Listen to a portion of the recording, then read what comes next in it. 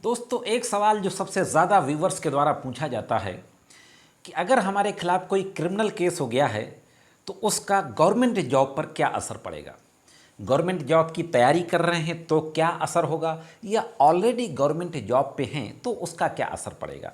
दूसरा, इस दौरान लॉकडाउन के पीरियड में जो एक सवाल बहुत पूछा गया कि अगर 151 में अरेस्ट हुई है या लॉकडाउन उल्लंघन का चालान हो गया है तो उसका गवर्नमेंट जॉब पर क्या असर पड़ेगा। साथियों, मैं एडवोकेट करीम स्वागत करता हूं आप सभी का आपके अपने YouTube channel legal and social awareness में। आज के इस वीडियो में इसी टॉपिक पर बातचीत करते हैं। और वीडियो में आगे बढ़ने से पहले मैं ये ज़रूर आपसे कहना चाहूँगा कि अगर अभी तक आपने मेरे चैनल को सब्सक्राइब ना किया हो तो मेरे चैनल को सब्सक्राइब करें और बेल बटन को हिट करके उसको ऑल पे सेट कर दें। फ्यूचर जो मैं वीडियो अपलोड करूंगा उसका नोटिफिकेशन आप तक पहुंच जाएगा। साथियों, चैनल की एनालिटिकल रिपोर्ट ये बताती है कि अभी तक मेरे व्यूवर्स ने वीडियो तो देखते हैं लेकिन 80% वीडियो देखने वाले व्यूवर्स चैनल को सब्सक्राइब नहीं किया है। इसलिए साथियों, सब्सक्राइब ज़रूर करें जिससे कि आपको नोटिफिकेशंस भी मिलते रहें और आपका हमारा एक अटैचमेंट भी हो जाए। तो साथियों, जैसा कि मैंने कहा कि अगर आपके खिलाफ कोई क्रिमिनल केस हो गया है तो उसका गवर्नमेंट जॉब पर क्या असर पड़ेगा, इसको हम 3 पार्ट्स में देखते हैं। सबसे पहली बात कि अगर ऐसे व्यक्तियों के खिलाफ एफआईआर मात्र दर्ज हुई है तो क्या असर पड़ेगा। अगर अरेस्टिंग हो गई है तो क्या असर पड़ेगा। अगर व्यक्ति जेल चला गया है या जेल नहीं गया है, बाहर बेल हो गई है, अगर सजा हो गई है या जजमेंट में छोड़ दिया गया, इन सारी स्थितियों में गवर्नमेंट जॉब पर क्या असर पड़ेगा, सारे टॉपिक्स पर बातचीत करते हैं। तो पहली बात कि अगर सिर्फ एफआईआर हुई है तो एफआईआर पे क्या असर पड़ेगा। दोस्तों, अक्सर देखने में आया है कि अगर आपकी किसी से रंजिश है, कोई पर्सनल दुश्मनी है, तो उस बेसिस पर लोग आपके खिलाफ एप्लीकेशन दे देते हैं और एफआईआर दर्ज हो जाती है। एफआईआर दर्ज होने का मतलब ये नहीं होता है कि व्यक्ति अपराधी हो गया, दोषी हो गया।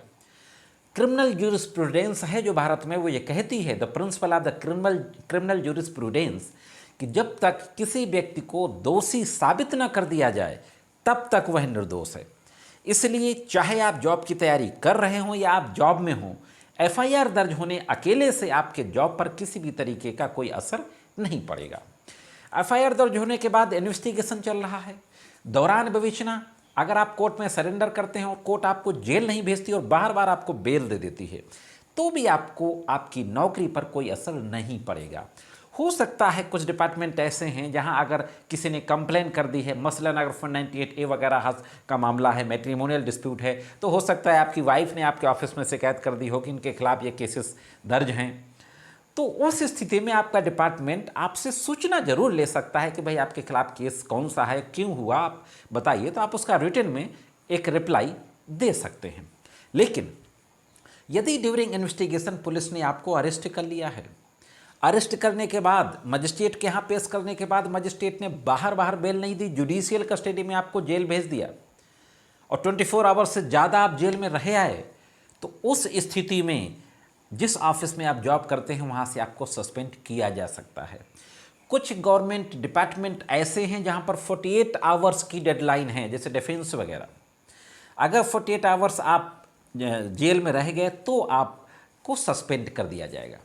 लेकिन आप बेल होने के बाद जेल से बाहर आ जाएंगे तो आपका यह अधिकार जरूर बना रहेगा कि आप अपनी बहाली के लिए हाई कोर्ट में आप रेट कर सकते हैं। दोस्तों, अब तीसरी स्थिति कि अगर कोर्ट ने आपको सजा कर दी है, अगर कोर्ट ने आपको बरी कर दिया तब तो कोई बात नहीं।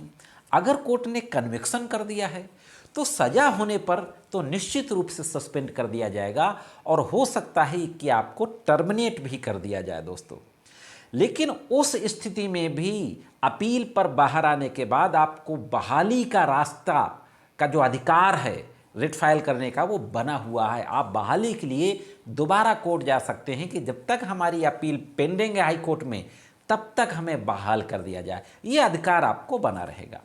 अब 151 की बात करते हैं। 151 की जो गिरफ्तारी होती है वो एक प्रिवेंटिव एक्शन है, पुलिस का निरोधात्मक कार्रवाई है, तो इसमें किसी भी तरीके का कोई असर नहीं पड़ता।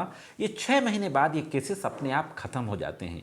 चाहे आप गवर्नमेंट जॉब की तैयारी कर रहे हों या गवर्नमेंट जॉब में हैं, 151 में आपकी अरेस्टिंग हुई है तो उसका कोई असर नहीं पड़ता। इसी तरीके से जो जुर्माने के केसेस होते हैं, जुर्माने के केसेस में भी किसी भी तरीके का कोई असर नहीं पड़ता। अगर एमवी एक्ट, मोटरसाइकिल वगैरह के जो चालान होते हैं आरसी ना होने पर, प्रदूषण ना होने पर, डीएल ना होने पर, उस पर भी किसी भी प्रकार के जॉब में कोई असर नहीं पड़ता।